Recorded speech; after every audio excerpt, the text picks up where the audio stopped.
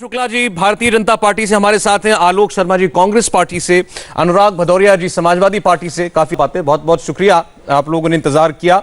आज कई बातें कही आलोक शर्मा जी, प्रधानमंत्री ने सबके विषय में तो बात नहीं हो सकती, लेकिन आखिरी एक सवाल था कि अगले 5 साल क्या करेंगे।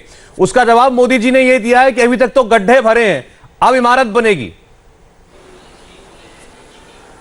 देखिए, मैं समझता हूं कि जिस तरह से इवेंट मैनेजमेंट का मोदी साहब ने कार्यक्रम किया है, पूरे देश ने सुना है। चौकीदार शब्द को लेकर जिस तरह से पूरे देश को गुमराह करने का काम किया है, ये पूरे देश ने सुना है। हम तो पूछना चाहते हैं, मोदी साहब, अगर आप चौकीदारा कर रहे थे तो तमाम भ्रष्टाचारी देश छोड़कर क्यों भाग गए? आप चौकीदारा कर रहे थे तो नोटबंदी जैसा कुकर्म जब हुआ, वो हजारों करोड़ रुपए का क्यों नहीं पता चला? आप अगर चौकीदारा कर रहे थे तो 500 जवान शहीद क्यों हो गए? 5000 जवान शहीद होने के साथ साथ 5000 जिस तरह से सीज फायर का वायलेशन हुआ, 500 से ज़्यादा जवान शहीद हुए, 300 से ज़्यादा सिविलियंस उसके अंदर शहीद हो गए। चौकीदार क्या कर रहा था? अगर चौकीदार इतना ही मजबूत था तो जम्मू कश्मीर में आज विधानसभा के चुनाव पैरेलल क्यों नहीं हो रहे हैं? चौकीदार मजबूत था तो जो 57 रुपए पे डॉलर छोड़ा था वो 75 पे कैसे पहुंचा? चौकीदार अगर मजबूत था तो आज हमें केवल ये बताइए कि जो पेट्रोल और डीजल के भाव 17 बार आपने एक्साइज ड्यूटी लगाकर बढ़ाए, वो कैसे हो गए? चौकीदार अगर मजबूत था तो किसानों की आत्महत्या डबल क्यों हो गई महाराष्ट्र के अंदर? किसान चौकीदार अगर मजबूत था तो आतंकवाद की घटना, क्योंकि संसद। अब देखिए आलोक शर्मा जी, आपने जितने भी मुद्दे गिनाए हैं, यही सब लोगों के बीच में है। आपकी बातें सच पाएंगे तो आपको वोट करेंगे, मोदी जी की बात सच पाएंगे तो उसको वोट करेंगे। ये तो अब तो चुनाव इन्हीं विषयों पर हो रहा है। मेरा सवाल यह है कि राहुल गांधी हो या नरेंद्र मोदी जी, चौकीदार शब्द को इस चुनाव के केंद्र में स्थापित कर दिया गया है या नहीं? प्रेम शुक्ला जी। नहीं, स्वाभाविक तौर पर जिस तरह से चौकीदार ने, जिन लोगों ने सत्ता के बंदरबाट में भागीदार बनकर जो चौर्य कर्म किया था, उस चौर्य कर्म के अभियुक्तों को आदरणीय नरेंद्र मोदी जी के नेतृत्व में जेल के द्वार पर ला दिया गया, कुछ को जेल पहुंचा दिया गया है। जो फर्स्ट फैमिली के लिए पूरी दुनिया में कुख्यात दलाली करते थे क्रिश्चियन मिशेल, उनको दुबई से उठाकर जो है वो लाकर भारत की तिहाड़ जेल में अंदर बंद कर दिया गया है। और उनके लिए जो है तमाम संसाधनों की जो सहयोग देने की जो कानूनी प्रक्रिया से लेके जेल में टिफिन तक जो है वो श्रीमती सोनिया गांधी के चौकड़ी द्वारा पहुंचाया जाता है। दामाद जी बेल पर आप देख ही रहे हैं कैसे खड़े हुए हैं, किस तरह से प्रवर्तन निदेशालय और दिल्ली हाईकोर्ट कहता है जाके प्रवर्तन निदेशालय के सवालों का जवाब दो, यहाँ वहाँ की बात मत करो। ये मैं नहीं कह रहा हूँ, दिल्ली हाईकोर्ट कह रहा है। दिल्ली हाईकोर्ट कहता है कि नेशनल हेराल्ड के मामले में श्री राहुल गांधी, श्रीमती सोनिया गांधी, मोतीलाल वोरा जैसे लोग फ्रॉड हैं, फ्रॉडलेंट एक्टिविटी करते हैं। मैं नहीं कहता, दिल्ली हाईकोर्ट कह रहा है, बेल पर है। 5000 करोड़ रुपए का घोटाला साफ इनके खिलाफ अभियोजन में स्पष्टता से दिखाई दे रहा है जी। और इसके बाद भी 100 बार हम झूठ बोलेंगे, 100 बार झूठ बोल देंगे, वो सच हो जाएगा। इस भ्रम में जो चल रहे हैं, अब ये 1952 नहीं है, 1957 नहीं है, ये 2004 नहीं है, ये 2014 भी नहीं है, ये 2019 है। भारत का मतदाता जागरूक है। आपने उसके हिस्से के 10 करोड़ के हिस्से को फर्जी लोगों को खिलाकर जो यहां से पैसा ब्रिटेन पहुंचाया, स्विट्जरलैंड पहुंचाया, इटली पहुंचाया। ठीक है, एक घर में नौकरी करने वाली महिला भारत के प्रथम परिवार में ब्याह जाने के बाद उसका राकेश सिन्हा जी भी जुड़ा है हमारे साथ। इस कुकर्म करने वालों को जेल के द्वार पर ले आया है, जो सामान्य व्यक्ति का छीनकर जिन लोगों ने चोरों को खिलाया है। देखिए, ये सवाल था मोदी जी से कि आप बताएं अगले 5 साल का एजेंडा। उसमें से एक बात उन्होंने ये भी कही कि अभी तो जेल के दरवाजे तक पहुंचाया है जिन्होंने देश को लूटा, अब जेल के अंदर डालना है, उसके लिए मुझे और समय चाहिए। राकेश सिन्हा जी, आपका ही बहुत बहुत स्वागत है। लेकिन आपसे पहले एक सवाल, अनुराग जी इंतजार कर रहे थे। अनुराग जी, प्रधानमंत्री ने बार बार लोगों से अपील की, जो भी उनको सुन रहे थे, कि आप लोग अपने नाम के आगे चौकीदार लगाते हैं तो देश के अंदर एक मजबूत, स्थायी और पूर्ण बहुमत की सरकार बने। इसकी रक्षा भी और इसकी चौकीदारी भी आपको ही करनी है, और ये कौन देगा? उनका कहना था मोदी। लेकिन उन्होंने एक बहुत अच्छी बात कही और अपने ऊपर ही कही उन्होंने, और हम क्या, पूरा देश स्वागत कर रहा होगा। कह रहे थे कि इन पे यकीन मत करो, इनका ट्रैक रिकॉर्ड देखो, इनका ट्रैक रिकॉर्ड ही खराब है। अब मैं बता रहा हूं बीजेपी का ट्रैक रिकॉर्ड, अपने ऊपर ही कह रहे हैं। क्या ट्रैक रिकॉर्ड है इनका? 2014 में कहते थे काला धन ले आएंगे, नहीं लेके आए ना, तो ट्रैक रिकॉर्ड खराब है। 15 लाख रुपए खाते में आ जाएंगे, नहीं आए ना, तो मोदी जी झूठ बोले रहे, ट्रैक रिकॉर्ड खराब है। कह रहे थे प्रत्येक साल 2 करोड़ नौकरियां देंगे, नहीं दे पाए, इसके मतलब ट्रैक रिकॉर्ड खराब है। नोटबंदी की थी, कहता कि नोटबंदी कर रहे हैं, यहां पे आतंकवाद खत्म हो जाएगा, नहीं खत्म हुआ ना, इसके मतलब ट्रैक रिकॉर्ड खराब है। जीएसटी में उन्होंने बोला जीएसटी हम लगाएंगे तो सारा कुछ समृद्धि आ जाएगी, नहीं आई ना, इसके मतलब अपने ऊपर उन्होंने सही बोला। कह रहे थे कि रुपया पतला हो रहा, मोटा करने वाले थे वो, जब कहते 2014 में रुपया पतला होने की बात बताते, डीजल और पेट्रोल का लेके कोई सिलेंडर लेके घूम रहा था रोड पे, कोई सर पे लेके घूम रहा था सिलेंडर, कह रहे थे कि हमारी सरकार आएगी तब ये सब कुछ महंगाई कम हो जाएगी, सिलेंडर की कीमत भी कम हो जाएगी, पेट्रोल डीजल की भी कीमत हो जाएगी, रुपया भी मोटा हो जाएगा। लोग तो मोटे हो गए, वो आप भी जानते हो, लेकिन पतला कौन हुआ? पतला तो देश हो गया। तो इसलिए मोदी जी सही कह रहे थे कि इनका ट्रैक रिकॉर्ड देखो, भारतीय जनता पार्टी का, मेरा ट्रैक रिकॉर्ड देखो खराब है, इसलिए मुझ पे यकीन मत करना। आप कह रहे हैं कि मोदी जी ये बातें अपना ही ट्रैक रिकॉर्ड बता रहे थे। आपकी बात का जवाब देता हूं राकेश जी, इसलिए अपने हिसाब से अपनी चौकीदारी करो। आपकी बात का जवाब राकेश सिन्हा जी से मैं लेता हूं। आपने जो उदाहरण दिए हैं उसके जवाब में क्या जवाब है राकेश सिन्हा जी? मोदी जी ने कहा, दरअसल वो राहुल गांधी के बारे में कह रहे थे और न्याय योजना के बारे में कह रहे थे कि चुनाव तो हारेंगे, जो बोलना है बोल दो। अनुराग भदौरिया कह रहे हैं आपका ट्रैक रिकॉर्ड कौन सा बहुत अच्छा है, महीने में गड्ढे भर जाएंगे, अभी तक गड्ढे नहीं भरे। सुन ले अनुराग जी, मतलब 5 साल तक भदौरिया जी अब सुनिएगा, जवाब सुनिएगा। गड्ढे तो 6 महीने में भरने की आपने रोड के गड्ढों की बात की थी, अब जरा जवाब सुनिएगा अनुराग जी। आपने तो गड्ढे खोद दिए, ऐसे गड्ढे खोदे कि उसमें जनता तो गिर गई। आपको जवाब दे रहे हैं, अब आप उसको सुनिए। जहाज से भाग गए, गड्ढे तो जमीन में थे। आपका फोन, आपको आवाज आ रही है मेरी? फोन आपको लगा हुआ है कि नहीं? कच्ची रोड बनवा दी, गड्ढे आपने भरे नहीं, और जो महल चौक से एक बार राकेश जी का जवाब लेंगे पहले। अनुराग जी एक मिनट, आप नहीं बोलेंगे तो मुझे वॉल्यूम कम करना पड़ेगा सर। एक मिनट राकेश जी की आवाज। मोदी जी आप अपने ऊपर ही कह रहे थे, तो हम क्या करें भाई? आपने अपनी असली ये आवाज कम करें तो मैं बोलूं, इनकी आदत है। देखिए, जो लोग मैं कोई नकारात्मक बात नहीं करना चाहता हूं, चुनाव का मौसम है, मेरी आदत नहीं है, लेकिन अनुराग भदौरिया जी को थोड़ी नैतिकता का पाठ में पढ़ाना चाहता हूं। इनके नेता मुख्यमंत्री का आवास छोड़ रहे थे। एक सरकारी सेवक यदि अपनी आवास को छोड़ते समय नल का टोटी लेकर जाए तो उस पर क्या कार्रवाई होगी? उसका पेंशन रुक जाएगा, उसका प्रोविडेंट फंड रुक जाएगा। आपके मुख्यमंत्री जी टाइल्स क्यों तोड़े थे? अधिकारी टोटी चोरी करके क्यों ले गए थे? मैं अब आता हूं, मैं अब चौकीदार पर आता हूं। देखिए, प्रधानमंत्री जी ने साफ शब्दों में कहा, जो उसका वर्णन समझ सकता है समझे, जिसको नहीं समझ नहीं समझे। मैं 3 बातें यहां जोड़ना चाहता हूं। चौकीदार शब्द भारतीय राजनीति में पुनर्जागरण का एक पहला शब्द बन गया। ये भारतीय पुनर्जागरण का शब्द है, ये कोई अस्थायी नहीं, स्थायी शब्द है। प्रधानमंत्री जी ने कहा घर में चौकीदार, घर के बाहर गली, गांव, शहर, ऑफिस, हर जगह चौकीदार। इसका तात्पर्य है कि देश के लोग 2 बातें करें, नेशन फर्स्ट।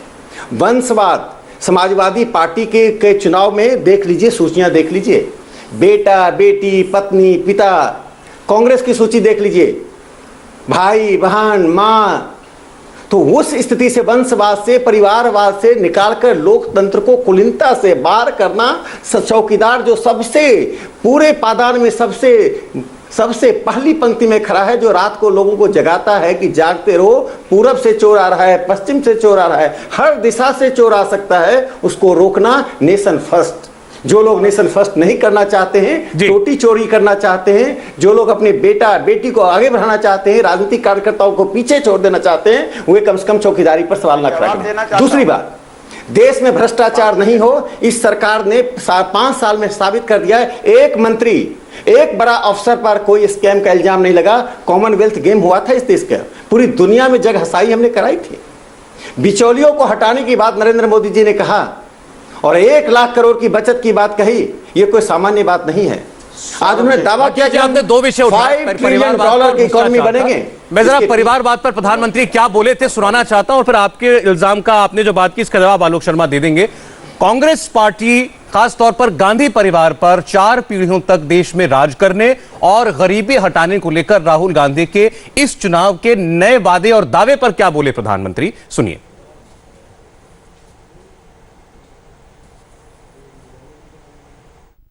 आप देखिए, इस देश के पहले प्रधानमंत्री ने गरीबी के प्रति चिंता व्यक्त की थी, गरीबी दूर करने की बात कही थी।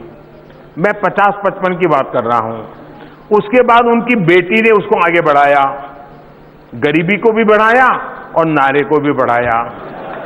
उसके बाद बेटी के बेटे ने बढ़ाया उसने भी गरीबी बढ़ाई और नारा भी बढ़ाया। गरीबी बढ़ती है और नारा बड़ा होता जाता है। फिर बेटे की वीडो ने रिमोट कंट्रोल से देश चलाया 10 साल, उसने भी आगे बढ़ाया।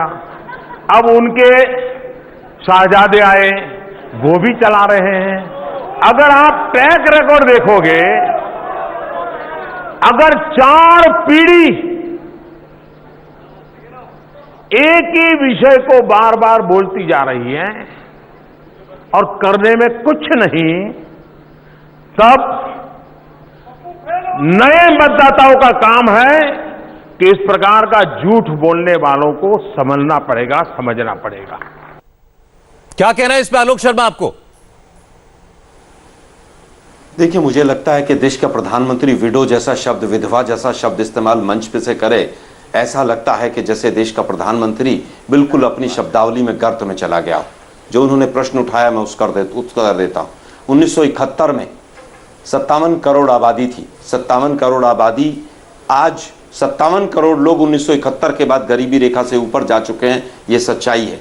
बीजेपी के प्रवक्ता गरीबी रेखा 5 साल में डिसाइड नहीं कर पाए। जरा बता के जाइएगा आपका शो खत्म होने से पहले गरीबी रेखा क्या होती है। जहां तक बात तमाम चीजों की चौकीदारी की आज क्योंकि हो रही है, हम पूछना चाहते हैं, चौकीदार अगर मजबूत था तो स्विस बैंक में जो पैसा था काला धन, वो बढ़ कैसे गया? 628 नाम हमने काले धन वालों के दिए थे, 629वां नाम क्यों नहीं जुड़ा? राकेश सिन्हा जी सांसद हैं, यहां पर बैठे हुए हैं। मैं पूछना चाहता हूं राकेश जी, 2G में और कोलगेट में जिन लोगों को हमने जेल में डाला था, आपने उन लोगों को बरी क्यों कर दिया? कोई भी एक व्यक्ति बताइए जो कोलगेट में, 2G में और कॉमनवेल्थ गेम्स का आपने नाम लिया। हमने तो कॉमनवेल्थ गेम्स के चेयरमैन को भी जेल में डाला था। आप लोगों ने कितने लोगों पर कार्रवाई की है? आप कहते हैं कि हम चौकीदार हैं। अगर चौकीदार साहब चौकीदारा कर रहे थे तो एनपीए बैंकों का 2.5 लाख करोड़ से 12.5 लाख करोड़ क्यों हो गया? अरे ये तो लीक सरकार रही चौकीदार साहब। व्यापम जैसे घोटाले हुए, सारे पेपर आउट हुए। पिछले साल 12वीं के सीबीएसई तक के पेपर आप लोगों ने नहीं छोड़े। आप लोगों ने एसएससी का 2017 का 0 ईयर कर दिया। रोजगार 45 वर्षों के लोएस्ट पर है, जीडीपी ग्रोथ रेट लोएस्ट पर है। चौकीदार केवल पकौड़े तलता रहा, भाषण देता रहा, हजारों करोड़ रुपया खर्च करके अपनी वाही लूटता रहा। आपने भ्रष्टाचार पर जो बात की है, लेकिन ये नया तर्क मैं सुन रहा हूं कांग्रेस पार्टी से, इसका जवाब जरूर देना चाहिए बीजेपी को। देश ने कभी नहीं देखा होगा। इनके कार्यकाल में अगर कोई घोटाला हुआ तो इन्होंने पकड़ के जेल में डाला, छूटे तो मोदी सरकार में। प्रेम शुक्ला जी, थोड़ी सी भी हिम्मत होती तो 1 साल में राफेल की जांच करा के चौकीदार। भ्रष्टाचार की बात की प्रधानमंत्री ने, इस आरोप का जवाब दें। सुप्रीम कोर्ट में झूठे एफिडेविट दे। चौकीदार को क्या जरूरत? आलोक जी अब जरा सुनेंगे आपकी बात से लेकर। आलोक जी सुनिए आपकी बात, आगे जवाब डाल के तो सीबीआई के रात को 2 बजे सीबीआई के दरवाजों के ऊपर। आलोक शर्मा जी जवाब दे रहे हैं, प्रेम शुक्ला सुनिए। नहीं, चोर है ये जी। ठीक है शर्मा जी, पता ना, जेल के दरवाजे पर जब किसी आदमी को कोई व्यवस्था खड़ी कर देती है तो इस जेल के दरवाजे पे खड़ा अपराधी सारी न्याय व्यवस्था के खिलाफ, सारी जांच व्यवस्था के खिलाफ, सारे ईमानदारों के खिलाफ इसी तरह कोलाहल करते हुए आरोप लगाता है। उससे पहले मत उठिएगा शो से। 5 साल में गरीबी रेखा वो तय नहीं कर पाए। आपने सिर्फ परिभाषाएं बनाई, उसको गरीबी को दूर करने का हमने काम किया। गुणात्मक गरीब को शौचालय हमने दिया, गरीब को 2 रुपए में जो है 5 साल में 2 लाख का बीमा हमने दिया, उसका गरीब को 5 लाख का आयुष्मान हमने दिया, गरीब के अकाउंट का 1 लाख करोड़ रुपए जो आपकी व्यवस्था राहुल गांधी के पुरखों और राहुल गांधी के नेतृत्व में जीजा जी को हस्ताक्षर बेकार के इवेंट मैनेजमेंट उस व्यवस्था पर जो है तालाबंदी कर दी है और उस व्यवस्था पर जो तालाबंदी हुई है, इनको भरने में आने वाली सरकार को चौकीदारों ने चौकन्ने होकर चारों खाने चित्त किया है। उसके नाते चौकीदारों के खिलाफ चोर कितना भी चिल्लाएंगे, चौकीदार के न्याय दंड से ये सारे चोर चौकन्ने होकर चारों खाने चित्त करके चारों तरफ से 4 कंधों पे लदकर अंतिम यात्रा पर जाएंगे। ये 1.5 घंटे तक देश ने। चलिए अच्छा ठीक है राकेश सिन्हा साहब, एक बात तो लेकिन है, प्रेम जी और आलोक जी 1 मिनट अब जरा थोड़ा शांत हो जाएं, बाकी दोनों की राकेश सिन्हा जी, प्रधानमंत्री जब ये कहते हैं कि चुनाव का मौका है, लोग रेवड़ियां बांट रहे हैं, कुछ भी बोल रहे हैं, उनको मालूम है आना नहीं है, कुछ भी वादा कर दो देश की जनता से, ये उनका संदेश है, लेकिन कहीं इसमें यह भी इशारा छुपा नहीं है कि राहुल गांधी जो कह रहे हैं उसका कोई प्रभाव तो हो रहा है? क्या कहानी कर रहे हैं? ये ये मुझे लगता है ये नाट्य मंच चल रहा है। देखिए, एक बार इससे पहले मैं आलोक जी ने एक सवाल पूछा था कि जो लोग जेल में थे उनको बाहर क्यों आने दिया। उत्तर भी बीजेपी देगी, गजब है भाई। श्रीमती सोनिया गांधी और राहुल गांधी, एक मिनट, क्या प्रॉब्लम हो गई आलोक जी, आपको बताइए। नरेंद्र मोदी जी को क्या प्रॉब्लम हो गया आलोक जी? कोर्ट को बोले, प्रॉब्लम मुझे ये है, कोर्ट कचहरी में जो प्रक्रियाएं चलती हैं, जो कानून में जो आपने मेरे राकेश जी, एक मिनट, राकेश जी मैं आ रहा हूँ, एक मिनट, राकेश जी, एक मिनट, बेटे राकेश जी, राहुल गांधी, सोनिया गांधी, राकेश जी, एक मिनट सर, राकेश जी, एक मिनट, मैं रोक रहा हूँ आपको, एक सेकंड, मुझे आपकी आपत्ति समझ में नहीं आई। दो एक पार्टी के प्रवक्ता बैठे हुए हैं, ऐसा तो हम मतलब एक शिवसेना वाला बैठा लीजिए, एक जनता आलोक शर्मा बैठा लीजिए, आलोक शर्मा, मतलब भाजपा का ही सांसद बैठेगा, आलोक शर्मा जी, भाजपा का ही प्रवक्ता, आलोक शर्मा जी सुन लीजिए, एक मिनट सुन लीजिए मेरी बात, पहली बात तो ये कि मैं तय करूंगा कि मैं किससे सवाल पूछूंगा, ये मैं तय करूंगा कि मुझे किससे सवाल पूछना है, और जो मैंने सवाल पूछा है आप नहीं, ये आपका राइट नहीं है, ये आपका प्रेरोगेटिव नहीं है, ये आपका प्रेरोगेटिव बिल्कुल नहीं है। नहीं, मेरा राइट है, आपका कोई राइट नहीं है इसमें, ये मैं प्रोग्राम का संचालन कर रहा हूं, मुझे जिससे सवाल पूछना है ये मैं तय करूंगा, ये मेरा राइट है। 1.5 घंटे तक देश ने झूठ को सुना, कम से कम विपक्ष क्या सवाल पूछा मैंने इनसे? हिम्मत तो आलोक शर्मा, आपने सुना है मैंने इनसे क्या सवाल पूछा है? आपको ये मालूम है, आपको ये मालूम है कि भाजपा के सांसद से मैंने सवाल क्या पूछा है, आपने सुना है? ये सवाल आपको पूछना चाहिए था इनसे जो मैंने पूछा इनसे। चारों तरफ से पड़ने वाली फाइट है। मैं इनसे पूछ रहा हूं कि राहुल गांधी के मुद्दे को प्रधानमंत्री अगर उठा रहे हैं अपनी स्पीच में, इसका मतलब क्या राहुल गांधी का मुद्दा न्याय योजना का लोगों के बीच में जा रहा है? ये मेरा इनसे सवाल है, और आपको इस पर आपत्ति है। गजब के प्रवक्ता है आप, देखिए बहुत भला हो आपकी पार्टी का अगर आपके प्रवक्ता होने से ऐसे ये आपत्ति आप उठाते हैं संचालन पर। और आइंदा प्लीज मुझे मत बताइए कि मुझे कैसे संचालित करना है। आवाज को डाउन करेंगे तो हम सवाल जरूर उठाएंगे। सौरभ जी, मैं उसका लोगों के बीच में बोलेंगे आप, मैं इसका उत्तर टाइम खराब करेंगे आप, और आरोप भी लगाएंगे आप। राकेश जी बोले कंप्लीट करें। नहीं 1.5 घंटे तक हमने मोदी जी की झूठ सुनी, कम से कम रिएक्शन तो सुनिए आप। अरे तो सुन तो लीजिए आलोक जी। अरे राकेश जी के पास जाएंगे, दोस्त थे, एक दूसरे का जवाब दे, कोई हम लोग दुश्मन नहीं है। पार्टी अध्यक्षा का देखिए, मैं एक छोटी सी बात कहना चाहता हूं। प्रधानमंत्री जी ने क्या कहा? प्रधानमंत्री जी ने कहा जो लोग वादे करते हैं उनके पृष्ठभूमि को देखिए। जवाहरलाल नेहरू जी ने वादा किया, इंदिरा जी ने गरीबी हटाओ के नारे पर चुनाव जीती, आगे क्या और देश में कांग्रेस के राज में लाख रुपए अकाउंट में मनमोहन सिंह जी के राज में जो सोनिया गांधी रिमोट कंट्रोल चलाती थी, तेंदुलकर कमेटी ने क्या कहा? बताइए ना, 37 रुपए रोज पर गरीब लोग जीवन जी सकते हैं। की आमदनी कैसे? आलोक शर्मा जी, अब आप बीच में बोल रहे हैं, अब आप बीच में बोल रहे हैं, और आप सबके बीच में बोल रहे हैं। केवल राकेश जी के पास जाएगी। प्रत्येक दिन 20 रुपया, 20 रुपया में कौन जीवन जिएगा? प्रधानमंत्री ने कहा ये रेवड़ियां बांट रहे हैं, इनको पता ही नहीं है क्या करना है। इंदिरा जी ने गरीबी हटाओ का नारा दिया, राहुल जी कुछ कर रहे हैं, सोनिया जी कुछ कर रही हैं। प्रधानमंत्री ने कहा आयुष्मान योजना, प्रधानमंत्री ने कहा 2022 तक किसानों की आय दुगनी। प्रधानमंत्री जी ने कहा कि हर व्यक्ति को पक्का घर, शौचालय, बिजली, पढ़ाई, समृद्ध भारत, स्वस्थ भारत, ये प्रधानमंत्री का नारा है। और देश उन्नति करेगा, ये प्रधानमंत्री कर रहे हैं।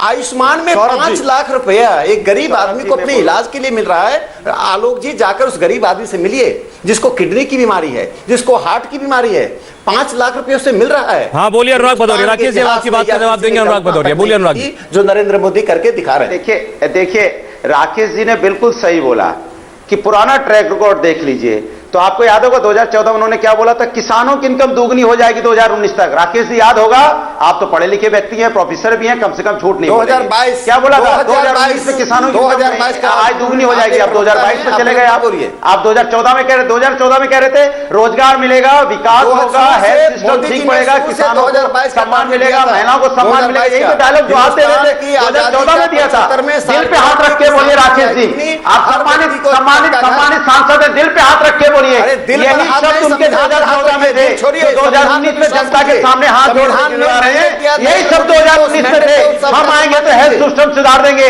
हम आएंगे तो रोजगार दे देंगे, हम आएंगे किसानों की इनकम दुगनी हो जाएगी, हम आ जाएंगे यहाँ तो चोरी बंद हो जाएगी, हम आ जाएंगे तो यहाँ भ्रष्टाचार खत्म हो जाएगा। 2019 में भी वही कह रहे हैं कि 2022 तक हमको लाओ, हम आएंगे, फिर हेल्थ सिस्टम ठीक करेंगे, फिर एजुकेशन सिस्टम ठीक करेंगे, फिर चोरी कम होगी। अखिलेश जी को जेल देते हैं क्या टोटी चोरी के लिए? तब कहेंगे विंडिक्टिव हो रहे हैं।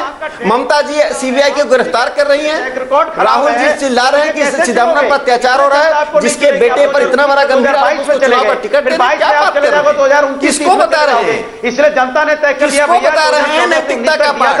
आपका ट्रैक रिकॉर्ड ठीक नहीं है। प्रेम शुक्ला जी, प्रधानमंत्री ने कहा कि अभी हमने मूलभूत सुविधाएं दी हैं लोगों को, अब हम आकांक्षाएं पूरी करेंगे।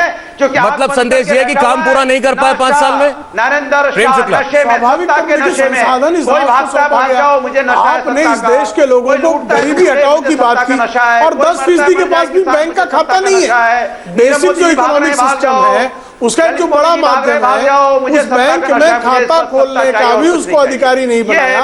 आप गरीबी दूर करने की बात कर रहे थे, हमने उस गरीब के खाते में सीधे धन पहुंचाया, उस गरीब के घर में सीधे ऊर्जा पहुंचाई, उस गरीब के घर में सीधे बिजली पहुंचाई, उस गरीब के घर में सीधे शौचालय पहुंचाया, उस गरीब के घर में सीधे बीमा पहुंचाया, उस गरीब के घर में 1.5 गुना जो है किसान की इनकम बढ़ाई, उस गरीब के घर में ओआरओपी देकर जो है हमने हमारे जो फौजी हैं जिनका आप 1971 का युद्ध की जीतने पर उसका आज तक जो है विजयगाथा गाते हो, और सैनिकों से आप उनका 1 रैंक 1 पेंशन भी छीन लेते हो। तो हमने जो है इस देश को की गौरवगाथा को वैश्विक करने की दिशा में गरीब आदमी को समर्थ करके, महंगाई को नियंत्रित करके, राष्ट्रीय सुरक्षा की समग्रता साथ व्यवस्था करके हमने राष्ट्र का सुचारू संचालन किया। सशक्त, स्वस्थ और सुयश प्राप्त करने वाला देश बनाने के लिए स्वाभाविक तौर पर एक और टर्म मांगना, ये लोकतंत्र में एक विनम्रता, अपने कामों पर प्रमाण पत्र जनता का मांगना है, और प्रधानमंत्री एक अच्छे फोरम से शिष्टाचार, लोकतंत्र के समग्र शिष्टाचार का है कि जिस तरह से मोदी जी ने आज बोला है 2022 तक किसानों की आय दुगनी हो जाएगी। हरिमंदिर के पंडित जी ने शायद बताया होगा इनको। पिछले 4 वर्षों में इनका इकोनॉमिक सर्वे कहता है 1.6% किसान की आय बढ़ी है, लेकिन 2022 में डबल हो जाएगी। इतना झूठा प्रधानमंत्री देश ने कभी नहीं देखा। 2022 में सबको मकान मिल जाएगा। पिछले साल का जो टारगेट था वो 1.6% पूरा हुआ है, उसके बावजूद 2022 में सबका घर मिल जाएगा।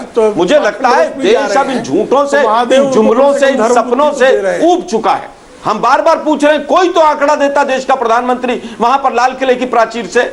आप बताइए, कह रहे हैं 16 करोड़ जनधन अकाउंट खुल गए देश के अंदर, मात्र 23 करोड़ परिवार है, 16 करोड़ जनधन पूरी तरह से अकाउंट खुल गए, 100 करोड़ 16 करोड़ लोगों को मुद्रा लोन दे दिया। गजब झूठ का पिटारा चल रहा, और मीडिया के साथ ही उस पर ढपली बजाए जा रहे हैं। हम केवल ये पूछ रहे हैं, महिला सुरक्षा की बात हुई, कौन सा चौकीदार हुआ? National bureau of crime records कहता है कि महिलाओं के अत्याचार डबल हो गए। कोई सवाल नहीं है, कोई जवाब नहीं है। सवाल भी पिन पॉइंटेड लोगों को बता रखे थे, और पूरा मीडिया जिस तरह से प्रचार मोदी साहब से प्रचार में लगा हुआ था, ये पूरे देश में देखा है। चलिए, बलात्कारी को वहीं पकड़ा जाता है और उसके खिलाफ आपको मतलब सरकार के किसी आंकड़े पे एतबार नहीं है, सरकार के किसी आंकड़े पर एतबार नहीं है, फुल है, बाकी सब कुछ गुल है। 1 मिनट राकेश सिन्हा जी, ये तो बड़ी विचित्र परिस्थिति है कि कोई व्यक्ति कहे कि हमें किसी सरकारी आंकड़े पर यकीन नहीं है। अंतिम लाइन बोल दो सौरभ जी। नहीं, बताइए ना कहां पर है आंकड़े? देखिए, अभी आप खुद आंकड़े गिना रहे थे ना, उन्हीं की बात कर रहा हूं। अभी खुद ही बोल रहे थे इतने करोड़ अकाउंट, इतने करोड़ साइट पर है। 1 मिनट जरा बताइएगा राकेश सिन्हा। देखिए, मैं एक बात बता रहा हूं कि ये आलोक जी कह रहे हैं, पंडित जी ने बताया, क्या बताया, जिस तरह से किसानों को 150% उनका दिया जा रहा है, फसल बीमा दी जा रही है। अरे भाई, पिछले 5 वर्षों में उनकी आय कितनी हुई है? जरा सांसद महोदय आप ये बता दीजिए। आपका आलोक जी, वास्तव में आप एक अच्छे प्रवक्ता हैं, लेकिन आपकी बाध्यता है, झूठों का सरदार कुछ भी बोलता चला जा रहा है। देखिए, और हम सुनते चले जा रहे हैं। मिल रहा है कि नहीं मिल रहा है, खेतों को पानी पहुंच रहा है कि नहीं? अरे भाई बताइए ना मुझे, आप गाँव जाते नहीं है, और राहुल गांधी आपने फिर भी 4 वर्षों करते हैं। कलावती जी के घर गए, कलावती जी कहाँ है राहुल गांधी जी? फिर कलावती एक बात जानने की, प्रधानमंत्री योजना पर उन्होंने कहा 2022 तक किसानों की आय दोगुनी होगी, हर व्यक्ति को छत मिलेगा, हम एक सिस्टमैटिक ढंग से भारत की अर्थव्यवस्था थोड़ी सी भी हिम्मत बदलने की प्रक्रिया में हर व्यक्ति के योगदान को उन्होंने मांगा है। नकारात्मक भाव से यह देश, अरे भाई बताइए गरीबी ना, हटाओ 4 के नारे वर्षों में में, जो सोशलिज्म इकोनॉमिक के चल नारे रहा है में उसमें पीछे 1.5% छूटता गया। बढ़ा। प्रधानमंत्री ने इस देश तो अगले 3 साल में सोशलिज्म के 98% कैसे बढ़ जाएगा, जरा इसका उत्तर दे उस दीजिए। नारे से बाहर निकालकर एक सीपीएम का नेता, नारों से अगर आमदनी बढ़ती होती तो किसानों का सुसाइड रेट महाराष्ट्र में डबल नहीं पार्टी हो जाता। एक सो का नोटिस भेज रही है। आज पूरे अरे भाई देश बताइए ना, 44 देखिए समय खत्म हो गया मेरे पास। गरीबी रेखा से ऊपर जा रही है। राहुल गांधी ने नारा लगाया चौकीदार चोर है, प्रधानमंत्री ने नारा लगाया मैं भी चौकीदार। अब एक बात तो साफ है कि इस चुनाव की थीम कहीं ना कहीं चौकीदार के इर्द गिर्द